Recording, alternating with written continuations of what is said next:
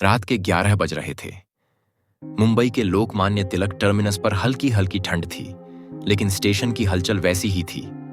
भागते लोग, अनाउंसमेंट्स और ट्रेनों की आवाज। प्लेटफॉर्म नंबर 7 के एक कोने में 10 साल का छोटू अपनी मां के साथ बैठा था। दोनों के कपड़े मैले थे, पैरों में चप्पल तक नहीं थी। छोटू की मां सीमा बेसब्री से अपनी गोद में एक पुराना बैग लिए बैठी थी। मां, भूख लगी है, छोटू ने धीमी आवाज में कहा। सीमा ने बैग टटोला। उसमें सिर्फ कुछ सिक्के थे, इतने कि एक कप चाय आ जाए। उसने छोटे से लड़के को गले से लगा लिया। उसी वक्त स्टेशन पर राजवीर नाम का एक अमीर बिजनेसमैन अपनी ट्रेन का इंतजार कर रहा था। ब्रांडेड कपड़े, महंगा मोबाइल और हाथ में सोने की घड़ी, एकदम रॉयल लुक। लेकिन उसकी आंखों में हल्का सा दर्द था। राजवीर की फ्लाइट मिस हो गई थी, इसलिए मजबूरी में ट्रेन पकड़नी पड़ी। उसने देखा कि छोटू और उसकी मां कोने में बैठे हैं।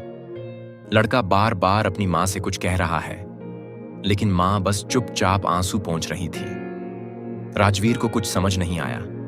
वह उनके पास गया। क्या हुआ मैडम, आप ठीक हैं? सीमा ने पहले कुछ नहीं कहा, लेकिन फिर धीरे धीरे बोली, बाबूजी, गांव जाना था। पति अब इस दुनिया में नहीं रहे, वहां भाई के पास जाना था, लेकिन टिकट के पैसे नहीं हैं। राजवीर को यह सुनकर झटका लगा। कौन से गांव जाना है? वाराणसी। राजवीर ने बिना कुछ सोचे तुरंत अपने पर्स से पैसे निकाले और टिकट के लिए बढ़ाया। सीमा की आंखें भर आईं, लेकिन तभी प्लेटफॉर्म पर ऐलान हुआ, वाराणसी जाने वाली ट्रेन प्लेटफॉर्म 7 से रवाना होने वाली है। राजवीर ने जल्दी से टिकट खिड़की की तरफ दौड़ लगाई, लेकिन काउंटर बंद हो चुका था। अब सिर्फ टीटीई से बात करके ही सीट मिल सकती थी। राजवीर दौड़ते हुए टीटी के पास गया और बोला, भाई, इन मां बेटे को किसी भी तरह एक सीट दिला दो, पैसा मैं दूंगा। टीटी ने देखा कि ट्रेन चलने ही वाली थी और बोगियों में सीट नहीं थी।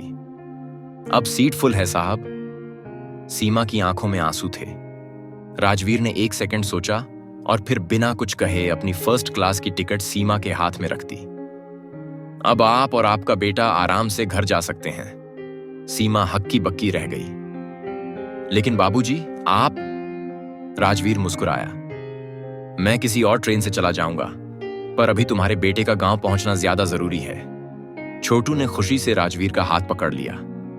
ट्रेन धीरे धीरे आगे बढ़ने लगी। सीमा और छोटू खिड़की से हाथ हिलाते रहे और राजवीर मुस्कुराता रहा। स्टेशन पर खड़े खड़े वह सोचने लगा, शायद जिंदगी की सबसे बड़ी दौलत पैसा नहीं, बल्कि किसी के चेहरे पर खुशी लाना है। वीडियो को लाइक शेयर जरूर करें। चैनल पे नए हैं तो सब्सक्राइब करें और हाँ, कमेंट में जरूर बताएं ये कहानी आपको कैसी लगी। मिलते हैं अगले वीडियो के साथ।